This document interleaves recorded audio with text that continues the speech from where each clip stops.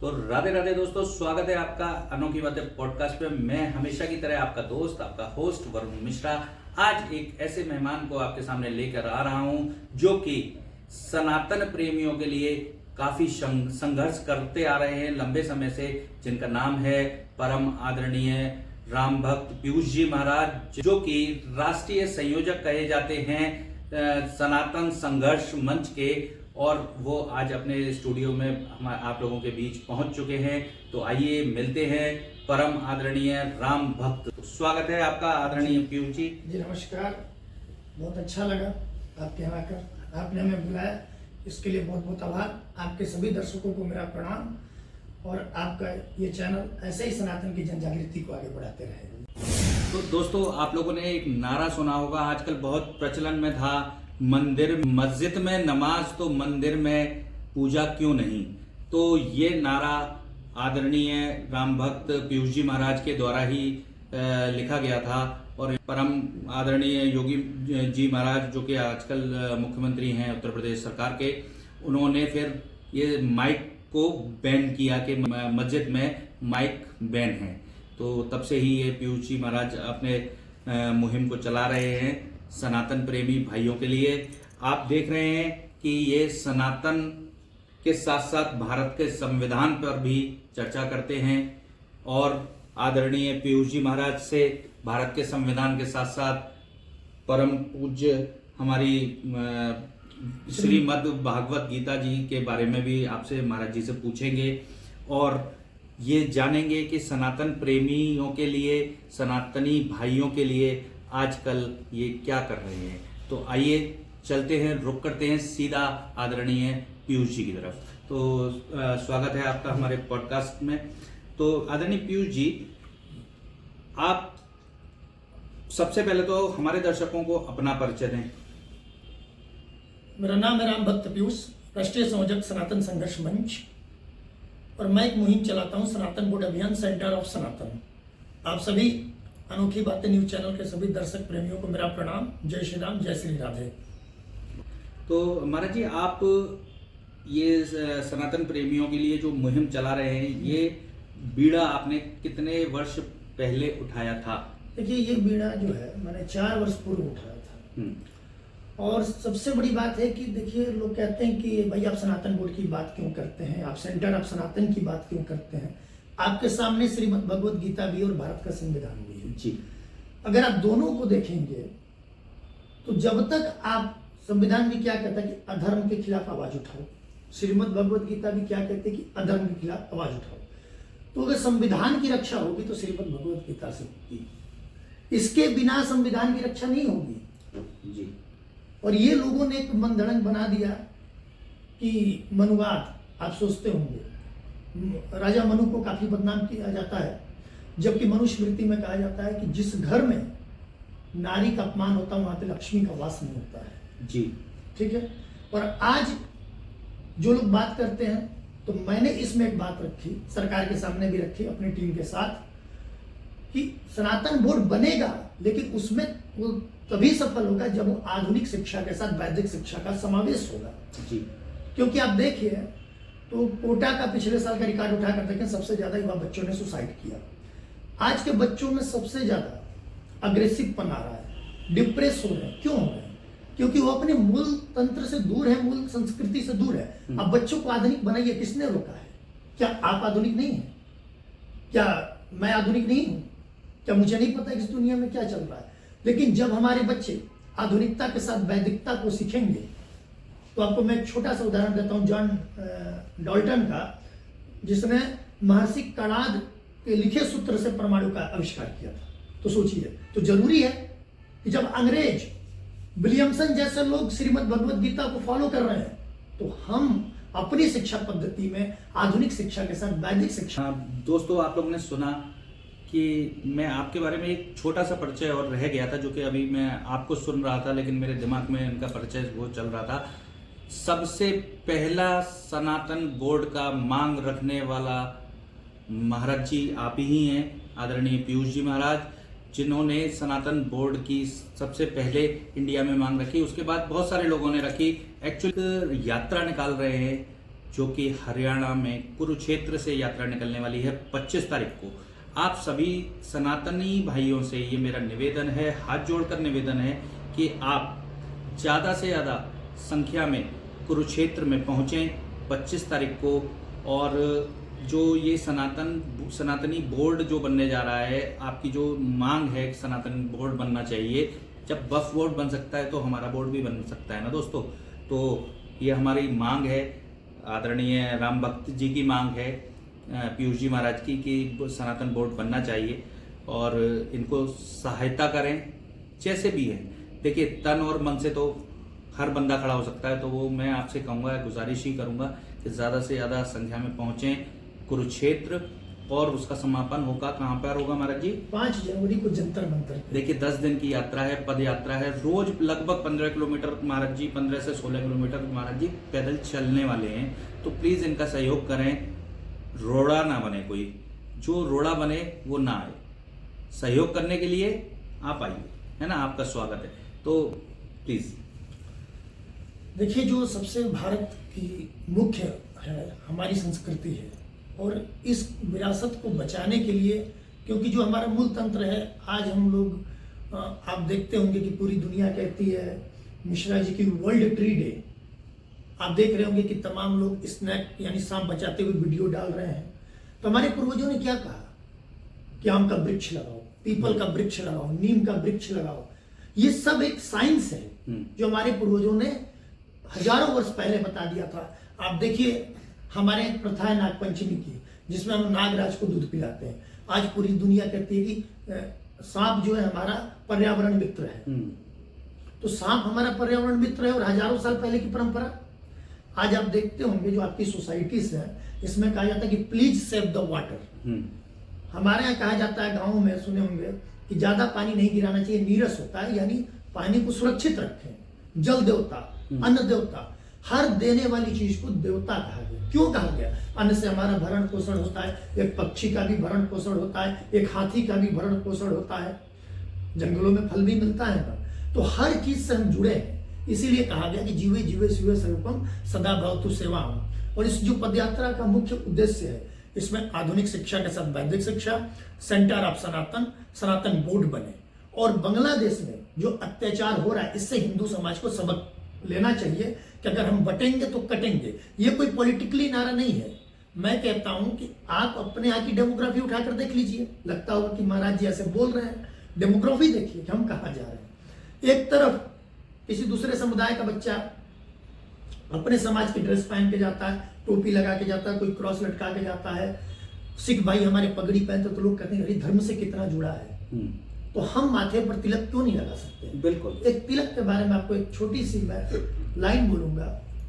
सिखा जिसकी धरोहर है, तिलक से जो अलंकृत है, जिसमें तेज हो ब्रह्मा सा, वो सनातनी सर्वबंदित है। तो आप लोगों ने देखा दोस्तों, शिखा के बारे में भी महाराज जी ने बहुत अच्छी चर्चा की, आप लोगों को उदाहरण दिया कि जिसके शिखा होनी चाहिए वही सनातनी प्रेमी होता है, वही सनातनी बंधु होता है। ऐसा ही है ना इसका मतलब? एक पहचान है हमारी, सनातन ही। देखिए, तिलक से ही हमारी पहचान होती है। जब लोग बाग टोपी लगा के, दाढ़ी रख के घूम सकते हैं, तो हम लोग क्यों नहीं तिलक लगा के और शिखा रख के घूम सकते हैं? तो महाराज जी, मैं सबसे पहला प्रश्न आपसे ये चीज जानना चाहूंगा, क्योंकि ये परम पूज्य श्रीमद् भागवत गीता हमारे समक्ष रखी हुई है, और ये भारत का संविधान भी आपके समक्ष रखा हुआ है।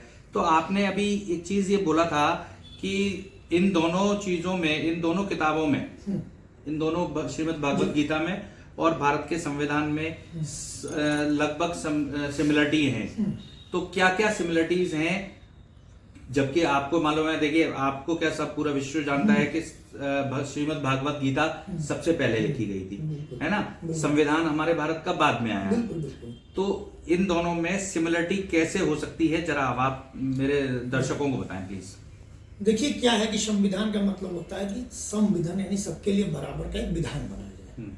श्रीमद् भगवत गीता कहते हैं कि चातुर्वर्ण्यम नयन सृष्टम गुण कर्म विभागस्य। ये जो चारों वर्ण हैं, ये अपने अपने गुण के हिसाब से हैं। जैसा कि संविधान में भी संविधान यानी सबकी बराबर की बात कही गई है।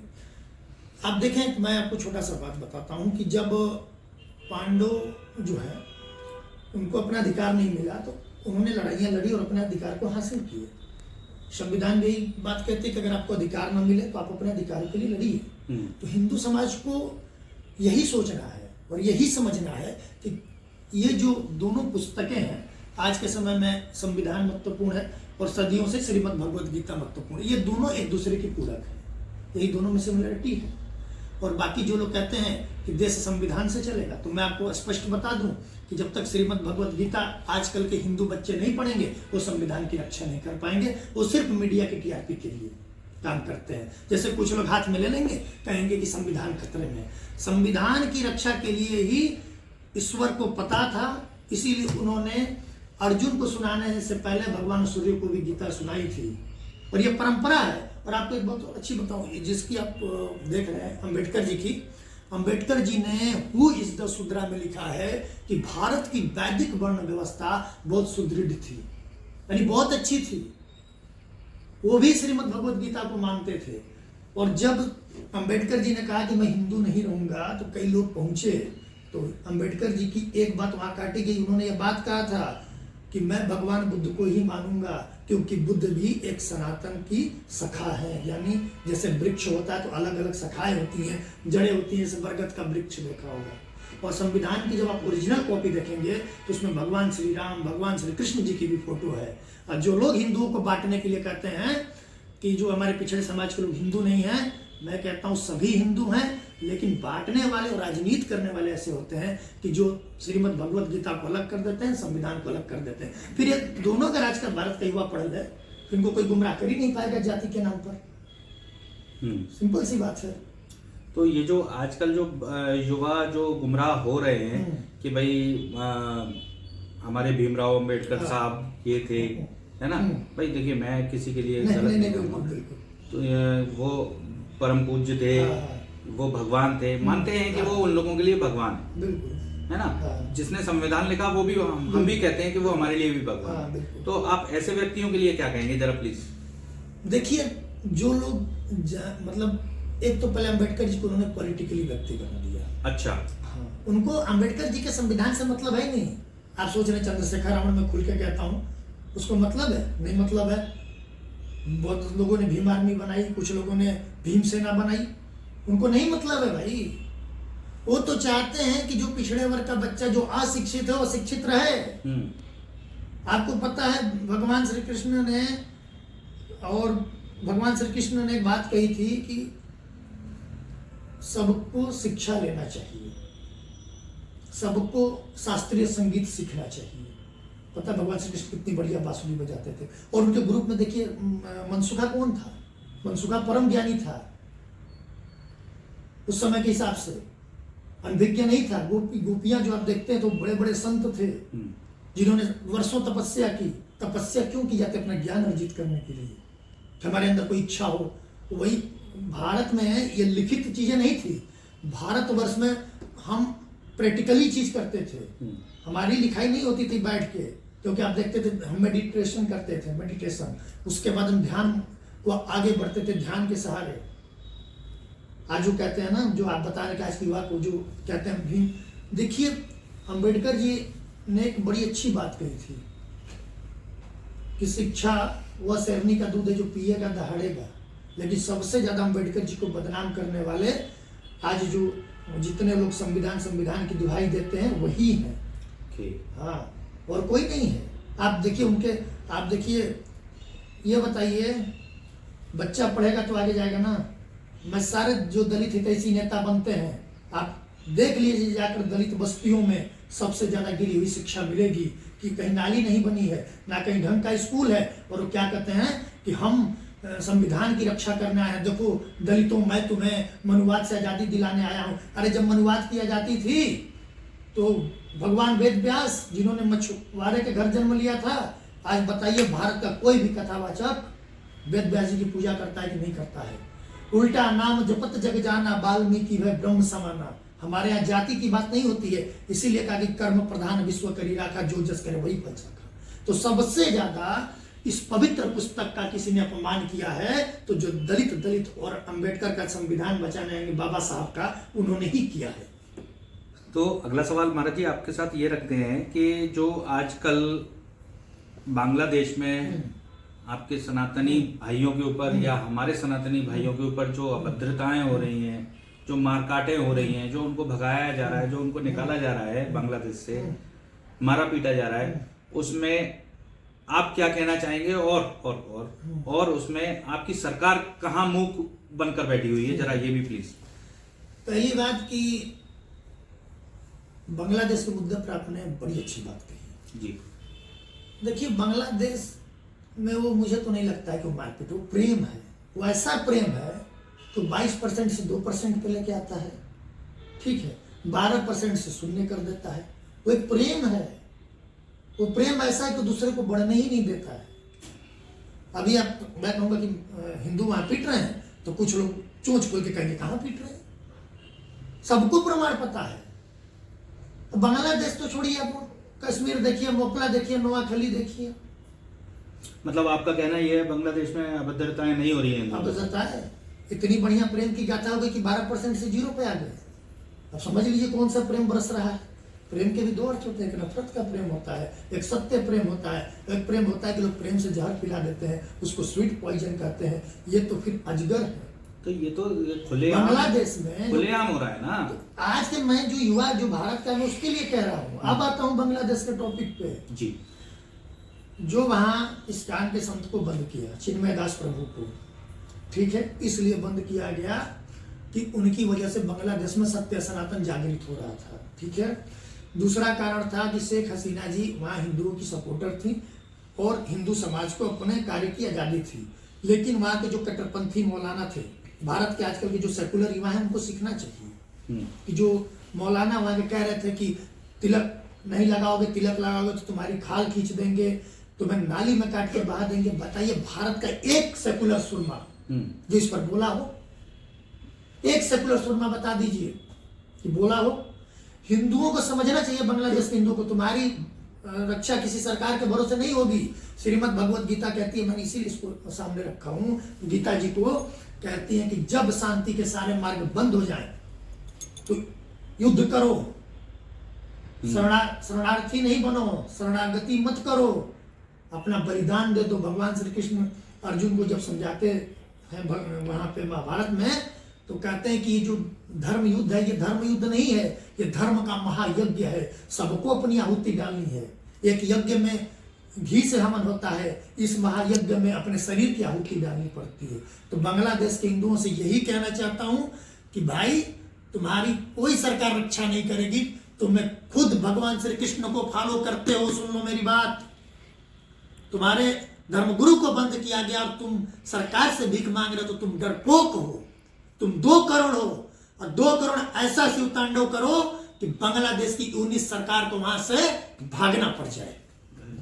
तो महाराज जी, एक चीज और आप मैं जानना चाहूंगा, और मेरे दर्शक भी जानना चाहेंगे कि जो ये दक्षिण वाली जो संस्कृति हमारे देश में लाई जा रही है, जो साउथ अफ्रीका में, जो अमेरिका में, जो लड़कियां पहनावे पहन रही हैं, या जो संस्कृति को हम लोग भूलते जा रहे हैं, या जो आज की जनरेशन इस संस्कृति को भूलती जा रही है, उस जनरेशन को क्या आपकी सलाह है कि क्या करना चाहिए? अभद्रता वाले, आजकल आप देख रहे होंगे सोशल मीडिया एक ऐसा जरिया बन चुका है, पहने वो जरा जरा से निक्कर और बस नाचना शुरू कर दिया। तो क्या उन लोगों को थोड़ा ज्ञान दीजिए प्लीज। देखिए, क्या है कि आपने दक्षिणी संस्कृति की बात की, जहाँ कपड़े ही नहीं होते वहां तो छोटे कपड़े तो पहने ही जाएंगे। जहाँ यही नहीं पता है कि भाई बहन का रिश्ता क्या होता है। स्वामी विवेकानंद जी जब अमेरिका गए थे तो उन्होंने पहली बार कहा था कि माई ब्रदर्स एंड सिस्टर, स्पीच में वहां लोग शॉक्ड रह गए, यार कोई इतनी 7 समुद्र पार से और देखो हमें भाई बोल रहा है, बहन बोल रहा है। तब दुनिया को पता चला कि भाई बहन क्या चीज होते हैं। तो वहां तो ऐसे ही होगा। और भारतवर्ष में एक चस्का चल गया है, शॉर्टकट टीआरपी। जैसे मान लीजिए हम जितना अभद्र कपड़े पहनेंगे और फिर उसके बाद कोई मना करेगा, फ्रीडम ऑफ एक्सप्रेशन है जी, हमारी मर्जी। मैं कहता हूं भारतीय संस्कृति और भारतीय पब्लिक से, जहां देखो पीटो ऐसे लोगों को, क्योंकि ये लोग सबसे ज्यादा रेप कांड को बढ़ावा देने वाले लोग हैं, जो सोशल मीडिया पर अभद्र वीडियो डालते हैं। जैसे आप भैया आप जो है सनातन संस्कृति को आगे बढ़ाने के लिए पॉडकास्ट कर रहे हैं, ठीक है, लोग इसमें साथ नहीं देंगे क्योंकि यहाँ सही काम हो रहा है, ठीक है। अभी अभद्र काम हो, लाखों सब्सक्राइबर हो जाएंगे। और इतनी मतलब गंदी सोच, चाहे लड़का हो लड़की हो, जो ये काम कर रहा है, मंदिरों तक को नहीं छोड़ा गया है। मैं तो कहता हूँ जाओ किसी और धर्म स्थान पर बनाओ, फिर देखो जूते से पिटाई होगी। और मंदिरों में भी ड्रेस कोड लागू होना चाहिए। और साड़ी भारतीय संस्कृति की मर्यादा है, ठीक है। इसके लिए ना जाने हमारी कितनी माँ बहनों ने जौहर कर लिया। अपने धर्म को बचाने के लिए माँ पद्मावती ने अग्नि कुंड में स्नान कर लिया। कितनी हमारी माओं ने कि विधर्मी टच न करें। और आजकल की लड़कियां वैष्णो देवी कर रहे हैं। मैं जम्मू कश्मीर में 4 साल रहा हूँ, आपको बता दूं मैं राष्ट्रीय स्तर का वॉलीबॉल खिलाड़ी भी रहा हूँ।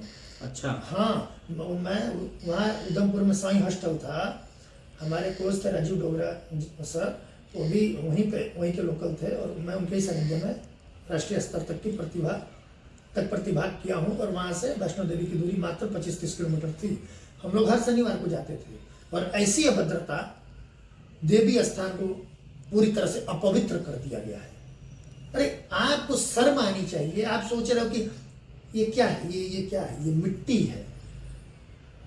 2.5 किलो की राख बन जाएगी, जलेगा शरीर तो काम खत्म है।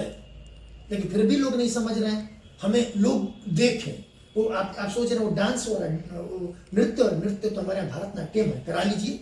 जितनी सोशल मीडिया के इन्फ्लुएंसर है, एक थी कोई लड़की, नाम नहीं लेना चाहूंगा, वो लगा लेती थी तिलक और आकर शॉर्ट ड्रेस में। बताइए ये क्या संस्कृति का अपमान है। आप कह रहे हैं कि माई चॉइस माई लाइफ, यही तो बर्बाद करके रखा है। और मैं तो पेरेंट्स से कहना चाहता हूँ कि आप लोग को, इनके जो पेरेंट्स हैं, पता नहीं कैसे ये सब देखते हैं। और फिर कहते हैं कि हमारी बिटिया नाम कमा रही है। आपको पता है एक सोशल मीडिया इंस्टाग्राम इन्फ्लुएंसर थी, उसके 1.5 लाख फॉलोअर थे, 2 लाख। और 1 हफ्ते में, और उसका एक्सीडेंट हुआ, अस्पताल में तड़प तड़प कर मरती रह गई, और 1.5 लाख फॉलोअर्स नहीं गए। अगर यही उसके संस्कार होते, हजारों लोग उसको बचाने जाते जी। और शॉर्ट ड्रेस में हुआ था, हो गया कहानी खत्म। तो मैं कहता हूं आज के यूथ से कि देखिए, आधुनिकता बहुत अच्छी चीज है। वैसे मैं महाराज जी आपको एक चीज बताऊंगा कि ये चीज अभी हमारे हरियाणा की बहनों में, हरियाणा की महिलाओं में, हरियाणा की बेटियों में, या कहीं गनीमत अपने यूपी में भी है कि अभी महिलाएं, बहन, बेटियां अभी थोड़ा संस्कार में हैं। और मैं ज्यादातर मैं आपसे कहूंगा कि आप हरियाणा में, आप कुरुक्षेत्र से यात्रा शुरू करने वाले हैं, आप वहां पे देखिए संस्कार। उन लोगों की लैंग्वेज तू करके जरूर होगी, वो आपको बोलेंगी कहाँ जा रहा है, तू क्या कर रहा है, वो तो लोकल है, वो लैंग्वेज है उनकी। लेकिन आप उनके पहनावे को मैं बढ़ावा देता हूँ कि हरियाणा की बहन बेटियों के लिए मैं नमन करता हूँ कि आप लोग बहुत अच्छे से पहने। हरियाणा की एक लड़की है, वोनी भगत, ऐसा ही सर नाम है, इतनी बढ़िया वो लड़की है। अगर ये जितनी सोशल मीडिया की जो पहन के गंध मचा रही हैं, अगर उनको खींच के झापड़ मार देना तो वो संभल नहीं पाएंगी। लड़कियों को किससे सीखना चाहिए? लोग कहते हैं कैटरीना कैफ को फॉलो करो, मैं करीना कपूर को फॉलो कर रही हूँ, करीना खान, सॉरी कपूर नहीं, खान। मैं कौन सी है, ऐश्वर्या राय को कर रहा हूँ, मैं अन्य अभिनेत्री ले लीजिए। जिस दिन भारतवर्ष की लड़कियां, रानी लक्ष्मीबाई, महारानी लड़ाई सरकार, माँ पद्मावती, बहुत बढ़िया, माँ पन्ना को फॉलो करने लगेंगी, आप समझ लीजिए कि कोई भी धार्मिक तत्व का व्यक्ति रानी लक्ष्मीबाई की तरह वीरांगना बन जाए, कोई हाथ लगा कर देखे। मैंने खंडवा कार्यक्रम में एक बात कही थी कि कोई भी धार्मिक तत्व का व्यक्ति तुम्हें हाथ लगाने आए तो रानी लक्ष्मीबाई बनकर उनका हाथ काट देना, अगले दिन किसी दूसरे की हिम्मत नहीं पड़ेगी। क्योंकि यहाँ नारियों के अपमान पर, महिलाओं के अपमान पर महाभारत होती है। तो आज की दुखद घटना यह है कि हिंदू समाज की कुछ लड़कियां, मैं सबकी बात नहीं करूंगा, वो अपने मूल संस्कृति को भूलकर अनर्गल आलाप कर रही हैं। अब तो दुर्गा पूजा का विसर्जन हो रहा है, उसमें भी ये चल रहा है। तो मैं हाथ जोड़ के सभी से कहता हूं कि आप लोग इन सब चीजों से बचिए और भारतीय संस्कृति को बचाइए, अन्यथा आने वाले समय में आपको कोई बचाने वाला नहीं रहेगा। मैं देखिए कि एक किसानों की नेता आई थी पूनम पंडित, वो लड़की इतनी, मैं आपको बताऊं, सभ्य, उसके कपड़े गलत नहीं होते ना हैं, कपड़े। जबान उसकी भाषा ऐसी है, वो ऐसे बोलती है तू करके, कोई यहाँ दिक्कत जबान होते जो लोकल गलत तो नहीं संस्कृति होगी। है, नहीं लोकल उस- कल्चर है, हाँ, तो बस। चलेगा। लेकिन कोई उसके दिक्कत नहीं। उनके पूनम पंडित के भी कपड़े देखिए, कभी भी गलत नहीं। पूनम पंडित से, बहुत अच्छी लड़की देखिए, है वो। मैं पूनम पंडित की बात कर रहा हूँ। पूनम पंडित से मेरा वैचारिक मतभेद हो सकता है, लेकिन उसके संस्कारों से मेरा मतभेद नहीं है। विनेश फोगाट बहुत अच्छी है, भारतीय लड़कियों के लिए एक आदर्श मिसाल है, आदर्श है। देखिए, ठीक है, कुछ कुछ चीजों पर आदमी कहीं सहमत नहीं होता है, लेकिन वो जो लड़कियां हैं, जब विनेश फोगाट जी को ओलंपिक में कुछ बातों के लिए काटा गया था, मुझे बड़ी पीड़ा हुई वास्तव में, क्योंकि देखिए वो हमारे देश की है, हमारी बहन है। ये बताइए, भाई भाई में झगड़ा नहीं होता है? बिल्कुल होता है। हम अपनी बहनों के साथ क्यों नहीं खड़ा रहेंगे? तो मुझे बड़ी तकलीफ हुई। तो मैं कहता हूँ कि आजकल की जो मॉडर्न लड़कियां हैं, विनेश फोगाट को आदर्श माने, गीता फोगाट को आदर्श माने, तो ऐसी ही हमारी देश बदलती, संस्कृति बदलती रहेगी। तो ये दर्दनाक मुद्दा है कि आज की डेट में जो अपने हिंदुस्तान में हो रहा है गौ माता को लेकर, उनके साथ भी आपने देखा होगा कि बहुत सारे लोग, मैंने देखा है, गौ वंश के ऊपर तेजाब फेंक देते हैं, उनको काट दिया जाता है। उनके साथ अगर एक्सीडेंट हो गया, माना कि किसी की गाड़ी तेज रफ्तार में आके टकरा गई, तो उसको रुक के भी नहीं देखा जा सकता। ऐसा क्यों? थोड़ा गौ माता के ऊपर रुक कर। देखिए, अब लोग जो है गाय को जानवर समझने लगे हैं। हमारे शास्त्रों में कहा कि गावो विश्वस्य मात्रा, गाय संपूर्ण विश्व की माता है। और पहले क्या था कि पहली रोटी गाय की, आखिरी रोटी कुत्ते की। तो इससे हमारे जो इससे जुड़ाव था कि भाई कोई भोजन नहीं करेगा, पहले जब गाय की रोटी निकलेगी तब हम घर में भोजन शुरू करेंगे। मैं कहता हूं कि इंडिया के, मतलब भारत के, भारत इसलिए नहीं कह रहा हूं, पता है क्यों? क्योंकि वो भारत नहीं है जिसमें प्रकाश था, जिसमें हर किसी के लिए प्रेम था। अब तो भारत को इंडिया बना दिया गया। तो इंडिया की बात कर रहा हूं मैं, समझ रहे? तो इंडिया में 98% घर में आपको पहली रोटी गाय के लिए नहीं मिलेगी। लोग इतने भूखे हो गए हैं कि एक रोटी गाय के लिए नहीं, आखिरी रोटी कुत्ते के लिए नहीं। अब दुर्दशा इतनी है गायों की कि आज मैं बताऊं, जब इस मामले को मैं गंभीरता से देखता हूं तो मुझे इतनी पीड़ा होती है। लोग, गाय जब तक दूध देती है, दूध नहीं देगी, बछड़ा हो गया, 2 दिन उसको गाय के सामने रखेंगे, उसको कूड़े कबाड़े में फेंक देंगे। और ये सबसे ज्यादा नुकसान क्यों हो रहा है? क्योंकि हम लोग जो है, गाय में जो आस्था थी, जो भारत की आस्था थी, वो खत्म हो गई है। और देखिए, दुखद घटना यह है कि घर से गाय गई तो घर से संस्कार किया। वृद्धाश्रम में देख लीजिए, माँ बाप का भी बच्चे वही हाल कर रहे हैं, जैसे घर से गाय को बाहर कर रहे हैं, माँ बाप को भी बाहर कर रहे हैं। और पहले जब ये संस्कार मिलते थे कि बेटा ऐसा है कि खाना तब तक नहीं भोजन करना है जब तक गौ माता को रोटी न मिले। और सबसे दुख की बात यह है कि भारतवर्ष से देसी गाय की जो नस्ल थी वो खत्म होने लगी। थार पारकर खत्म हो रही है, सहीवाल खत्म हो रही है, गिर खत्म हो रही है, रेड सिंधी यानी जो लाल सिंधी होती थी वो खत्म हो रही है, कांकरेज खत्म हो रही है। तो हम कहाँ जा रहे हैं? हम आधुनिकता में आर्टिफिशियल दूध पीना पसंद कर रहे हैं। देखिए, हम आधुनिक में कितना बढ़िया काम कर रहे हैं। आर्टिफिशियल दूध, आर्टिफिशियल चावल, आर्टिफिशियल दही खाना हम पसंद कर रहे हैं, लेकिन एक गाय को आश्रय देना पसंद नहीं कर रहे हैं। सोसाइटी का नाम है गोकुल, गोकुल से गाय गायब है। एक सीरियल आता है तारक मेहता का उल्टा चश्मा, सोसाइटी का नाम है गोकुल, गाय गायब है। क्योंकि बताइए, गाय के बिना गोकुल की कल्पना की जा सकती है? नहीं की जा सकती है।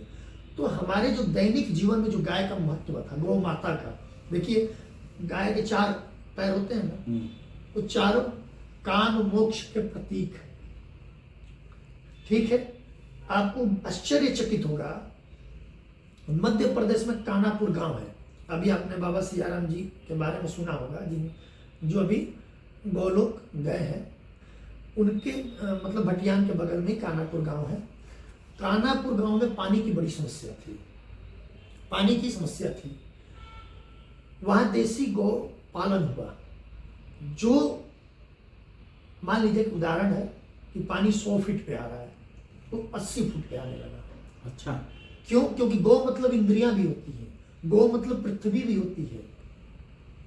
तो इसीलिए कहा गया कि गाओ विश्वस्य मातृ, गाय संपूर्ण विश्व की माता है। आज अगर भारत देश का युवा गोजल का व्यापार करे तो करोड़पति बन सकता है। अब गोजल पूछेंगे किसे कहा जाता है? गोमूत्र कुछ लोग कहते हैं, लेकिन वो गोमूत्र मूत्र बिल्कुल गलत चीज है। मूत्र कोई पीता है? नहीं पीता है। हम उसे वास्तविक सनातन की भाषा में गोजल कहते हैं। ब्राजील देख लीजिए, उस पर रिसर्च कर रहा है, अमेरिका पेटेंट ले रहा है। आज ब्राजील में गिर नस्ल की गायों की फार्मिंग हो रही है और हम सब अनभिज्ञता में पड़े हैं। और इसीलिए गाय को देखिए सबसे बढ़िया बचाने का माध्यम है कि गोबर से बने उत्पादों का प्रमोशन हो। गोबर से जो पेंट बन रहा है, आपको पता है गोबर से पेंट भी बन रहा है, गोबर से ईंट बन रही है। जो गोबर से बनने वाली ईंट है वो पर्यावरण के लिए कम नुकसानदायक है, जो कंक्रीट से बनने वाली ईंट है वो ज्यादा नुकसानदायक है और इतनी ही मजबूत है। कार्ड बन रहा है, कार्ड समझे, विवाह का गोबर से बन रहा है और गोजल से बन रहा है आपका क्लीन, ये जो फर्श के लिए आता है ना क्लीनर्स, वो बन रहे हैं, बाथरूम वॉश के लिए बन रहे हैं। तो हम जब ऐसी चीजों को प्रमोट करेंगे, साबुन बन रहे, फेस वॉश बन रहे, तब जाकर गाय की रक्षा होगी। बहुतों का प्रश्न होता है कि हम बछड़े को कहाँ रखें। तो मैं कहता हूँ सरकार से कि एक सरकार की, छत्तीसगढ़ सरकार की योजना थी, रमन सरकार की, पहले जो इससे पहले रमन जी मुख्यमंत्री थे, मैं उनसे मिला नहीं हूँ, आपको मैं बता दूँ। तो वो क्या करते थे कि 5 रुपए केजी गोबर लेते थे, उससे गैस बनाते थे। तो गाय के गोबर से कई प्रकार के फायदे हैं। गोजल से फायदे हैं, दूध से फायदे हैं। और गाय जब डेथ करती है, आप अपनी खेतों में उसको दफना दीजिए। अगर आपकी खेत की उपजाऊ क्षमता नहीं बढ़ गई तो आपके स्टूडियो में बैठकर मैं बोल रहा हूं आपके सभी दर्शकों से, मुझसे आप लोग संपर्क करना, क्योंकि गौ मतलब पृथ्वी भी होता है। तो हमारा शरीर किससे बना है? पंच तत्व से। तो पंच तत्व की शुद्धि पंचगव्य से होती है। यही चीज समझ जाएंगे तो गौ की रक्षा होगी। लेकिन वास्तविक में समझना पड़ेगा, राजनीतिक नहीं। गौ माता है लेकिन फिर भी गाय कट रही है। बंगाल सरकार कहेगी कि गोमांस, केरल में गोमांस। और स्थिति ये हो चुकी है कि देखिए, जर्सी का दूध शरीर के लिए फायदेमंद नहीं है, देसी का दूध फायदेमंद है। क्योंकि गाय को माँ क्यों कहा गया है, इस पर भी आपको जान लेना चाहिए कि जो माता के दूध में कोलेस्ट्रॉल होता है वो गाय के दूध में होता है, इसीलिए माँ कहा गया है। ओके। तो दोस्तों, आपने जाना, आपने देखा, आपने पीयूष जी महाराज को कि इन्होंने सनातन को लेकर कैसा संघर्ष कर रहे हैं, सनातन धर्म को लेकर कैसा चल रहे हैं, कैसे रक्षा कर रहे हैं सनातन धर्म की, और कैसे इन्होंने मांग उठाई है सनातन बोर्ड को लेके। तो आइए जानते। अब महाराज जी से मेरा एक निवेदन है और अपने दर्शकों से भी मेरा निवेदन है कि आप लोग कमेंट करके ज़रूर बताएं कि पीयूष जी की वाणी आपको कैसी लगी। तो महाराज जी, मैं आपसे एक आग्रह करूंगा, मेरे अनोखी बातें पॉडकास्ट के जितने दर्शक हैं, जितने व्यूअर्स हैं, या आपको देखने वाले जितने व्यूअर्स हैं, आप उनसे क्या कहना चाहेंगे मेरे अनोखी बातों के लिए? देखिए, कुछ शब्द हैं जो हृदय से निकलते हैं। अगर सच में आप घर बैठकर एक अच्छा काम करना चाहते हो, हृदय से समर्थन करना चाहते हो, तो वरुण मिश्रा भैया का समर्थन करें। और समर्थन आप अपने अंगूठे से करना है। चैनल को सब्सक्राइब करना है, लाइक करना है, शेयर करना है, कमेंट करना है। और आज जरूरत है ऐसे पॉडकास्ट की जिसमें सनातन की बात हो, भारत की व्यापक संस्कृति की बात हो, तब जाकर हमारा देश आगे बढ़ेगा। और आज की यूथ से कहना चाहता हूं, अंगूठा से ऐसा इस चैनल को दबाओ कि चैनल पूरे भारतवर्ष का एक ऐसा, अनोखी बातें हैं तो अनोखा ही चैनल बन जाए। और सनातन, इसके माध्यम से पूरे विश्व में सनातन की बातें जाएंगी। जय श्री राम। जय श्री राम।